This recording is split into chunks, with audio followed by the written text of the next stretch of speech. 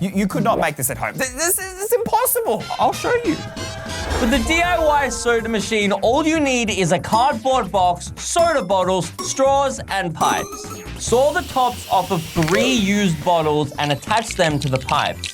Feed the pipe into the lid of your soda bottles and insert the straw next to them. Design your box how you want, put in the bottles, and you have a functioning soda stream.